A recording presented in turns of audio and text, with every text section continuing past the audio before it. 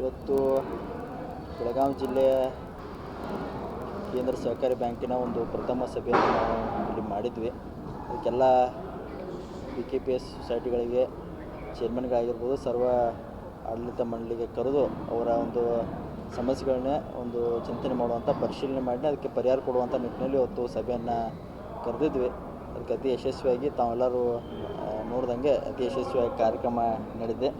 ಈಗ ನೂತನ ಮಾನ್ಯ ಅಧ್ಯಕ್ಷರು ಅಣ್ಣಾಸಾಬ್ ಜೊಲ್ಲೆ ಅವರ ಒಂದು ಅಧ್ಯಕ್ಷತೆಯಲ್ಲಿ ಹೊಸ ನಿರ್ದೇಶಕ ಮಂಡಳಿ ಆಯ್ಕೆ ಆದಮೇಲೆ ಎಲ್ಲರೂ ಪ್ರತಿ ತಾಲೂಕಿಗೆ ಹೋಗಿ ಅವರು ಅಲ್ಲಿನ ಕುಂದುಕೊರತೆಗಳನ್ನ ನಿವಾರಣೆ ಮಾಡುವಂಥ ನಿಟ್ಟಿನಲ್ಲಿ ಎಲ್ಲ ಕಡೆ ಒಂದು ಪ್ರವಾಸವನ್ನು ಮಾಡ್ತಿದ್ದಾರೆ.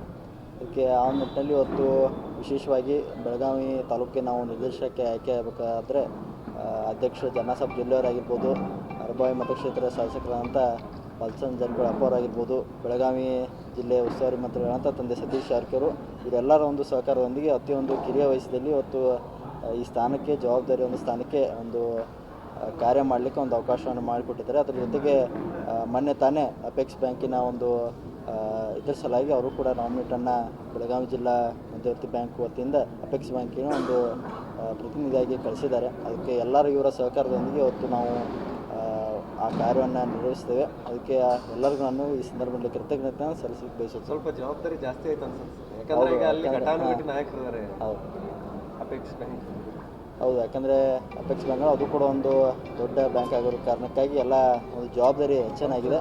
ಆ ಜವಾಬ್ದಾರಿಯನ್ನು ನಾನು ಒಂದು ಸ್ವೀಕಾರ ಮಾಡಿ ಅತಿ ಪ್ರಾಮಾಣಿಕವಾಗಿ ಏನೇನು ಸಾಧ್ಯ ಇದೆ, ನಮ್ಮ ಬೆಳಗಾವಿ ಜಿಲ್ಲೆ ಬ್ಯಾಂಕಿಗೆ ಏನೇನು ಸೌಲಭ್ಯಗಳು, ಏನೇನು ಸ್ಕೀಮ್ಗಳು ಸರ್ಕಾರ ವತಿಯಿಂದ ಏನೇನು ತರಲಿಕ್ಕೆ ಸಾಧ್ಯವಾಗುತ್ತೆ ಅದನ್ನೆಲ್ಲ ಕೂಡ ನಾವು ಪ್ರಾಮಾಣಿಕವಾಗಿ ಹೆಚ್ಚಿನ ಒಂದು ಇದು ಕೊಟ್ಟು ನಾನು ಮಾಡಲಿಕ್ಕೆ ಒಂದು ಪ್ರಯತ್ನ ಮಾಡ್ತೀನಿ. ಅಂದ್ರೆ ಅಪೆಕ್ಸ್ ಬ್ಯಾಂಕ್ DCC ಬ್ಯಾಂಕ್ ಒಂಥರ ಕೊಂಡಿತಾರಲ್ಲ, ಅಲ್ಲಿಂದ ಏನು ಭಾಳ ಯೋಜನೆಗಳು ಅದಾವೆ. ಹೌದು, ಅದನ್ನೆಲ್ಲ ತಿಳ್ಕೊಳ್ಳೋಕ್ಕೆ ಮತ್ತು ಅದನ್ನ ತರೋಕ್ಕೆ ಸಮಯ ಇದೆ.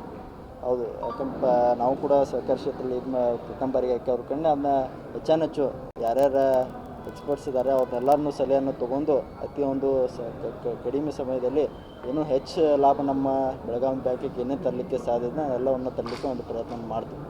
ಇನ್ನೊಬ್ಬರನ್ನ ನೀವು ಯಾರನ್ನ ಆಯ್ಕೆ ಮಾಡ್ತೀವಿ, ಇನ್ನೊಬ್ಬರ ಕಳಿಸ್ಕೊತೀವಿ ಇಲ್ಲ ನೋಡೋಣ. ಎಲ್ಲರ ಹಿರಿಯ ನಾಯಕರು ಏನೇನು ಚರ್ಚೆ ಮಾಡೋದು, ತಂದೆ ಸತೀಶ್ ಜಾರಕಿಹೊಳಿ ಆಗಿರ್ಬೋದು, ಅಧ್ಯಕ್ಷ ಆಗಿರ್ಬೋದು, ಬಾಲಚಂದ್ರ ಜಾರಕಿಹೊಳಿ ಆಗಿರ್ಬೋದು, ಎಲ್ಲ ಸೇರಿಕೊಂಡು ಅದನ್ನ ಯಾವ ಹೆಸರನ್ನು ತೀರ್ಮಾನ ಮಾಡ್ತಾರೆ ನೋಡೋಣ. ಅದನ್ನೆಲ್ಲ ಫೈನಲ್ ಮಾಡ್ತಾರೆ.